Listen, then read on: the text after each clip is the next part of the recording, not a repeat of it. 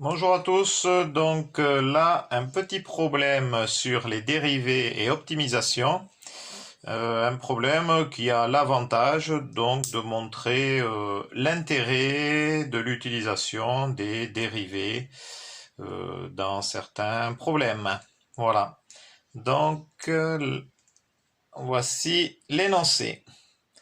Quelle dimension doit avoir un rectangle de 20 mètres carrés pour que son périmètre soit minimum? On peut, par exemple, contextualiser ce genre de problème en disant que on a un maraîcher ou un jardinier plutôt qui souhaite faire 20 mètres carrés de potager et il veut clôturer donc, mais il veut utiliser le moins de clôture possible tout en gardant cette superficie. Donc, que lui conseillez-vous pour tout en gardant donc une surface rectangulaire? Voilà, on aurait pu le mettre sous cette forme-là. Alors c'est parti. Voilà, donc j'ai dessiné le potager rectangulaire. Donc ce potager, eh ben, il fait 20 mètres carrés. On va dire que la longueur c'est B, la largeur c'est A. Donc avec B supérieur à A. Voilà, supérieur d'ailleurs ou égal. Donc, on nous demande de trouver le périmètre.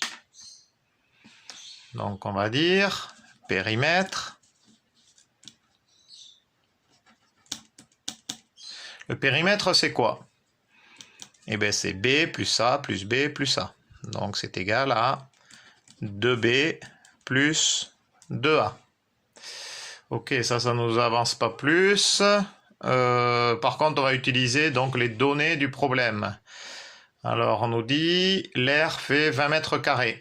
Si l'air fait 20 mètres carrés, ça veut dire que l'on a aussi A fois B égale 20 mètres carrés.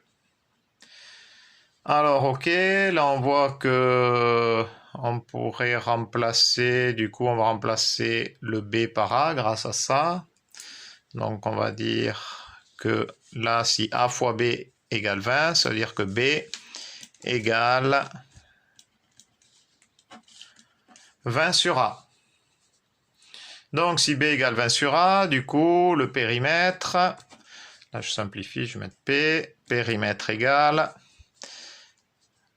2 fois 20 sur A, c'est le 2B là, que je change, ici, 2 fois 20 sur A plus 2A. Donc du coup, qu'est-ce que j'ai? J'ai 40, qu'est-ce que je mets? 40 A plus 2A. Donc je vais mettre tout ça sous le même dénominateur, c'est-à-dire sur A. Donc là j'ai 40, je garde mon 40 et ici j'ai 2A. Donc pour retrouver A, il me faut 2A au carré. Ok, là ça se précise. Donc là j'ai le périmètre qui est donc en fonction de A. Le périmètre est en fonction de A. Et moi, je veux le périmètre le plus petit. Eh bien, si le périmètre est en fonction de A, je peux très bien, en fait, modéliser ça sous la forme d'une fonction. Donc, je vais modéliser ça sous la forme d'une fonction. Je vais dire soit f de x, le périmètre du rectangle. Ou si vous voulez, du potager. Avec x avec x, là on a vu, avec x, donc la largeur. Donc en fait, on a le périmètre qui dépend de la largeur. Donc du coup, on a f de x égale, on va le mettre dans l'ordre, donc on a 40 plus 2a, donc on va mettre 2x au carré plus 40 sur x. Donc là, l'ensemble de définition, eh bien en fait, c'est il faut que x il soit positif, quoi. Hein.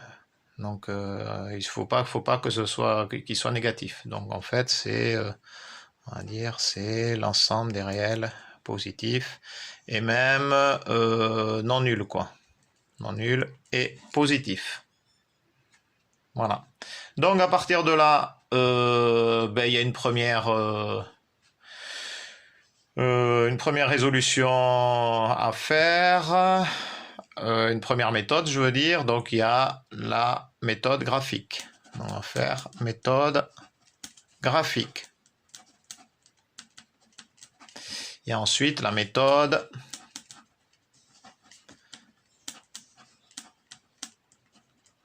algébrique. Donc c'est soit l'une, soit l'autre, ou les deux. Donc on va commencer par la méthode graphique. Alors voilà pour ce qui est de la méthode graphique. Donc j'ai saisi la fonction f de x égale 2x au carré plus 40 sur x. Donc en fait, on voit que là, donc là c'est la fonction ici et ici. Donc on voit qu'en 0, elle n'est pas définie. Normal, puisque j'ai oublié de dire que on ne peut pas, x doit être différent de 0, puisqu'il est au dénominateur. Là. Donc un dénominateur ne peut pas être égal à 0.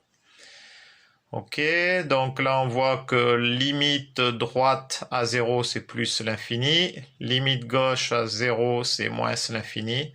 Donc là on a bien une asymptote verticale en 0. On voit que, donc on a dit que l'ensemble de définition c'était R+. Donc en fait on ne va s'occuper que de cette courbe là, à droite de 0. Et qu'est-ce que l'on voit? Le minimum, donc il se situe ici, en A. Donc là j'ai tapé minimum sur, enfin extrêmum au niveau de la saisie de GeoGebra. Et ici, qu'est-ce qu'on lit? Voilà. Donc on voit que A a pour abscisse 4,47 et pour ordonnée 17,89, ce qui signifie que en fait la largeur doit être de 4,47 m. Et du coup, si la largeur est de 4,47 m, la longueur doit être égale aussi à 4,47. En fait, on s'aperçoit. Donc ce serait un carré. Et le 17,89, c'est le périmètre. Donc on a un périmètre minimum de 17,89 m pour une largeur de 4,47 m. Donc on le voit. Le minimum au niveau de la fonction, il se situe ici. Donc on va maintenant voir du point de vue algébrique comment on le retrouve, ce résultat. Donc on a bien f de x égale 2x au carré plus 40 sur x. F de x étant le périmètre. Donc avec x différent de 0. Hop, je réduis. Voilà. Donc on va regarder, en fait, moi ce que j'ai besoin ici, c'est de faire le tableau de variation de cette fonction. Et pour faire le tableau de variation de cette fonction, là c'est pas évident à le voir de suite si on n'est pas passé par la méthode graphique. Il faut étudier les dérivées, la dérivée. Donc on va commencer, puisque je vous rappelle que si la dérivée est positive sur un intervalle i, par exemple, ça veut dire que f est croissante. Si la dérivée est négative sur i, ça veut dire que f est décroissante sur i. Toujours pareil. Voilà. C'est pourquoi on va étudier la dérivée. Alors, f' de x égale. Donc juste avant, on voit que ici c'est une fonction dérivable, hein, puisque au niveau du numérateur, c'est un polynôme du second degré, donc est dérivable sur r, ainsi qu'au niveau du dénominateur, x est forcément dérivable. Alors, étudions la dérivée. Donc cette fonction est de la forme u sur v.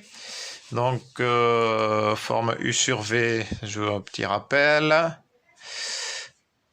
U sur v, la dérivée de u sur v, c'est u' v moins u v' sur v au carré.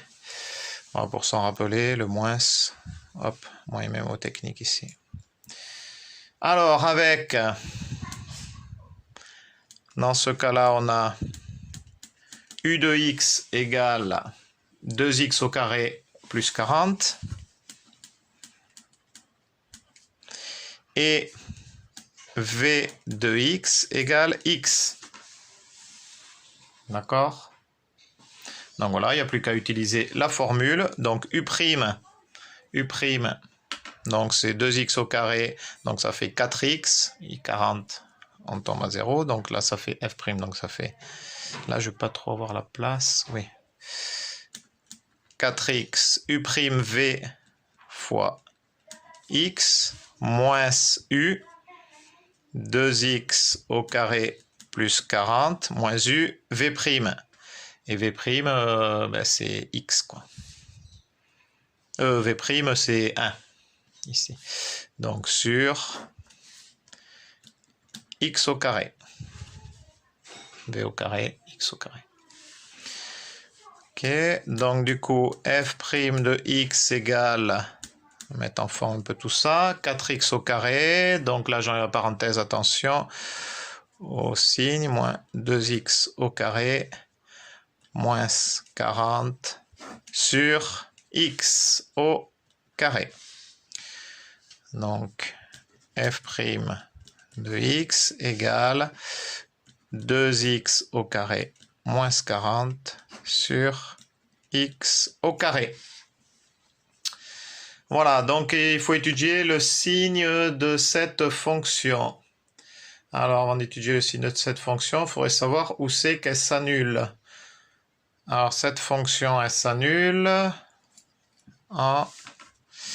Donc, f' de x égale 0, c'est équivalent à... Donc là, ça ne peut pas s'annuler. Là, x est différent de 0, donc c'est équivalent à 2x au carré moins 40 égale 0. Puisque si elle s'annule, c'est que le numérateur égale 0. Le dénominateur doit être différent de 0. Donc là, c'est équivalent à 2x au carré égale 40. Équivalent à x au carré égale 20. 40 divisé par 2. Et c'est équivalent à x égale racine carrée de 20 ou x égale moins racine carrée de 20. Donc je vous rappelle que là on travaille dans l'ensemble de définitions. L'ensemble de définitions de f, on a vu que c'était plutôt r plus étoile, donc c'est l'ensemble des réels positifs. Du coup, celle-là, on va pas, cette solution-là, on va pas l'utiliser, on reste sur du positif. Racine carrée de 20, on va simplifier, racine carrée de 20, c'est racine carrée de 2 fois 10. Donc c'est aussi racine carrée de 2 fois 2 fois 5. Du coup, c'est égal à 2 racine carrée de 5. Ok. puisque là, j'ai racine carrée de 2 au carré fois 5. Et je vous rappelle que racine carrée de a au carré est égale à a. Et racine carrée de a fois racine carrée de b est égale à racine carrée de a fois b. Donc voilà, là j'ai utilisé ces propriétés-là que vous connaissez. Donc, du coup, on a comme solution de f' de x égale 0 sur notre ensemble de définition. F' de x égale 0 sur notre ensemble de définition, c'est x égale 2 racine carrée de 5.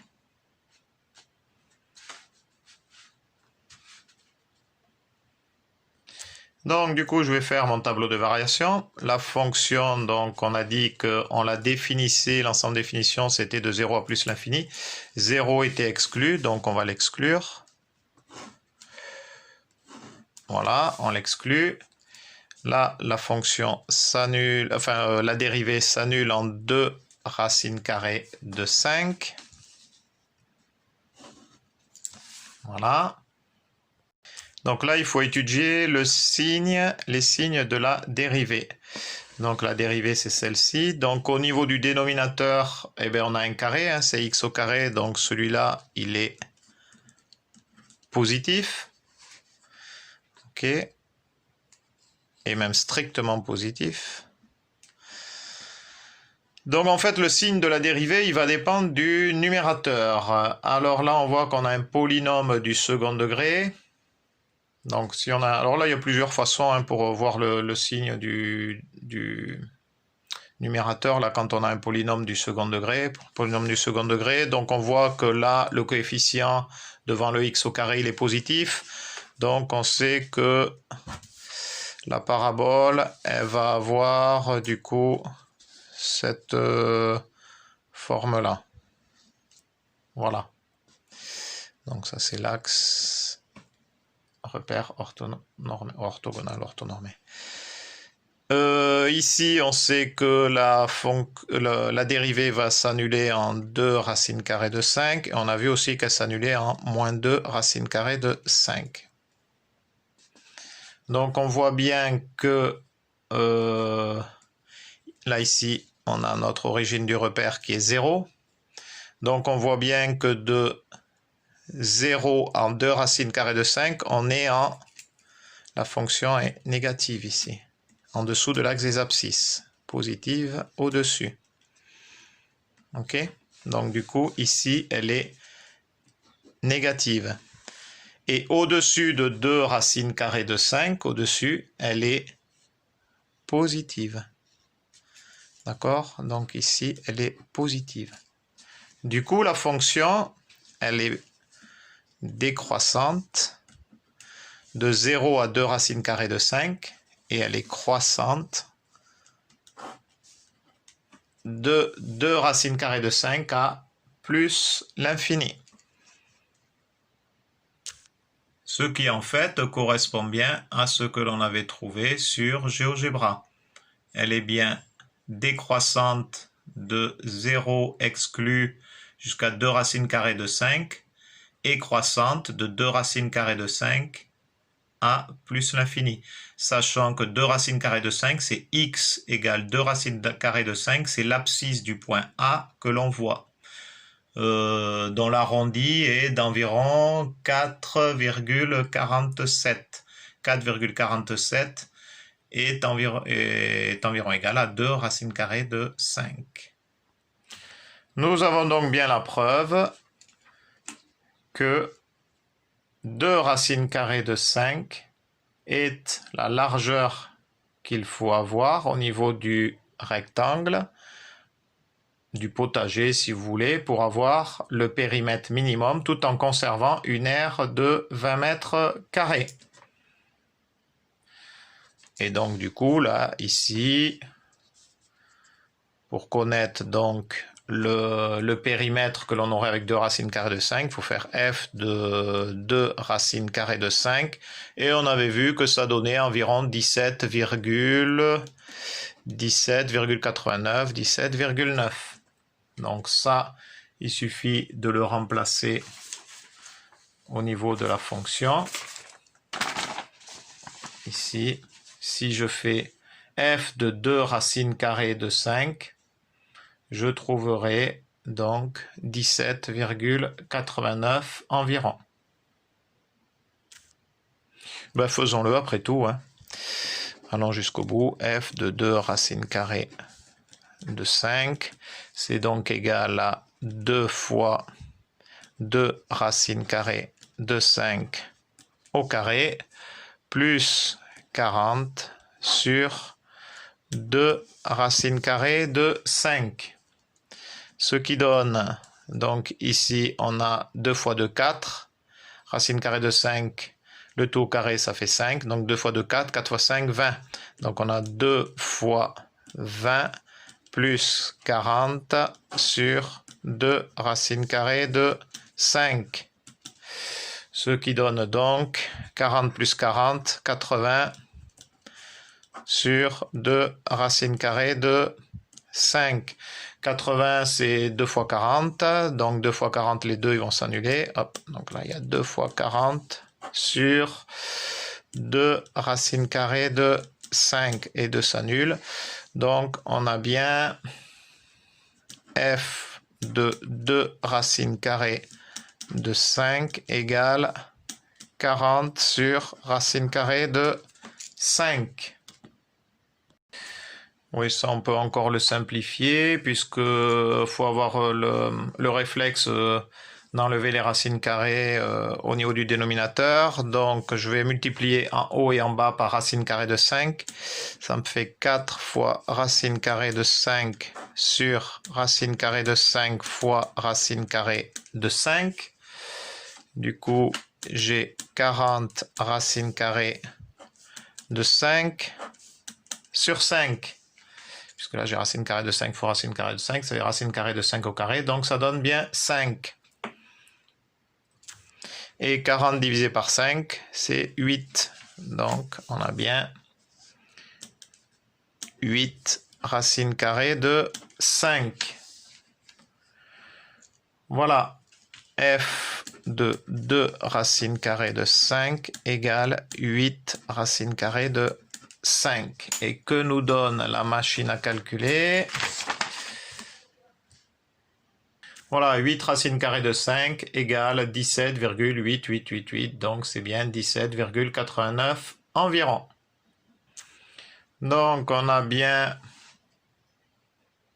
Oula, je me trompe là. Oula, là, c'est là qu'il faut faire attention aux fautes d'étourderie.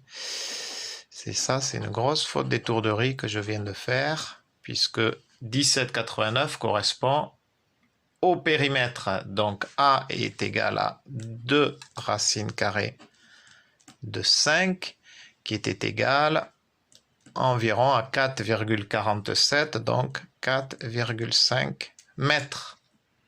4,5 mètres. Et on avait donc l'ensemble faisait 20 mètres carrés. Donc ça veut dire que A, B égale 20 mètres carrés. Donc ça c'est équivalent à. Du coup, on veut trouver B maintenant. B égale 20 divisé par A est égal à 20 divisé par 4,5. Si je veux être rigoureux dans l'écriture, logiquement, je ne devrais pas mettre ça, je devrais le mettre à la fin en phrase-réponse. Ok, donc du coup, B égale environ 4,44, mais vu que j'ai arrondi concrètement, on devrait trouver, hop, j'agrandis un peu plus. Voilà. Concrètement, on devrait trouver 4,5 aussi. Donc en fait, je reprends l'énoncé. Pour répondre à la question du problème, eh bien tout simplement entre guillemets, il faut que A soit égal à B, qui soit égal à 4,50 mètres environ. Voyons voir, donc si on ne s'est pas trompé, 4,50 mètres fois 4,50 mètres font environ 20 mètres carrés. Et si après on fait le périmètre, on trouve bien environ 18 mètres. Voilà, donc en fait, il fallait tout simplement que ce soit un carré de côté 4,50 m environ. Voilà la réponse à la question. Ali chat.